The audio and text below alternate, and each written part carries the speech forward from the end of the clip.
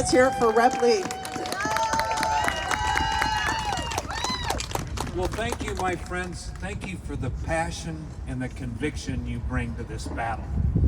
I absolutely love it, and I'm inspired by all the work that you do. I'd like to first say thank you to Bob Runnels. He's been an unbelievable champion down in Clark County, especially on this issue. And I was delighted as the Clark County Republican State Committee man to work with Bob. And ultimately, I introduced a resolution to get the Washington State Republican Party to adopt this as the party's policy a couple of years ago. And so we delightfully, with Jim as chairman, got this as the state party policy, and thank you. I'd also like to share part of my conviction on this in fighting for the unbelievably common sense, make an informed choice about your health and the health of your children and your loved ones.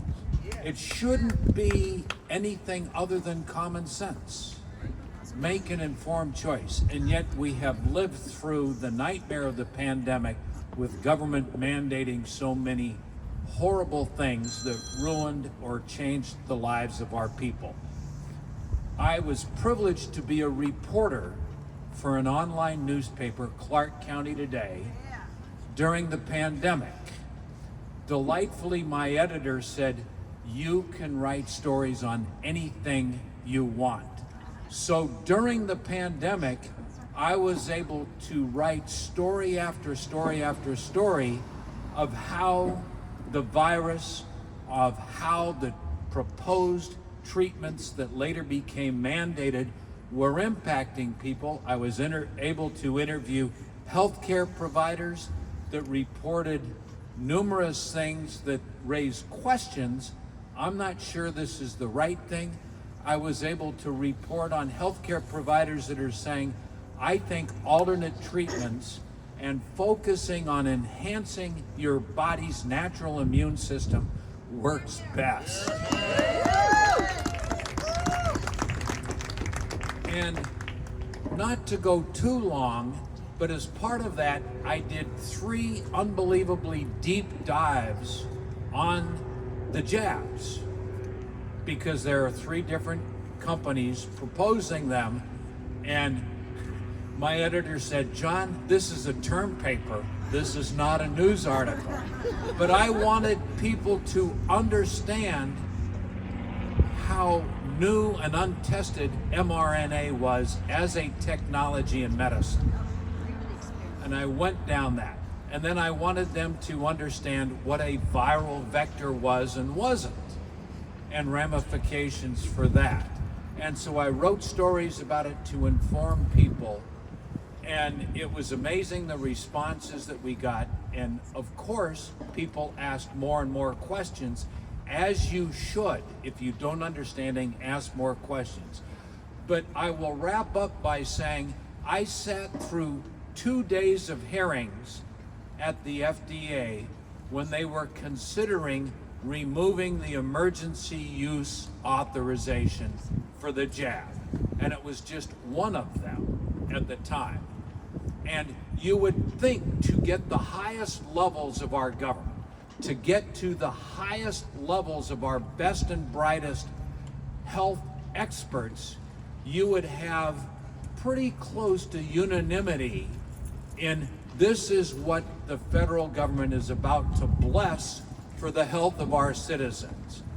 I have never heard so many legitimate healthcare professionals say, I can't answer these questions. And my hospital staff is asking them, and I can't give them an honest answer about numerous issues related to this particular quote-unquote solution as a vaccine. Can you give me the answers to these questions before we vote and say, yes, this is good for the general population? Other healthcare professionals around our nation came back and said, these are all the negative consequences I am seeing early on as a result of administering these vaccines. I don't have enough historical evidence to say, is this an actual negative consequence of the vaccine? Because we only began administering them a short time ago. But for what I know right now, it's a red flag that says do not take it off of EUA rules and procedures. And yet, with rough wag, half of the experts that testified at the federal level objected to it, and yet the government crammed it through, and it became national policy in the sales job of forcing Americans to take these jabs. And of course, then we saw that recommendation being utilized by healthcare authorities all over our country, especially in Washington state, forcing people to take an untested, unproven vaccine. Take your pick of which poison you want.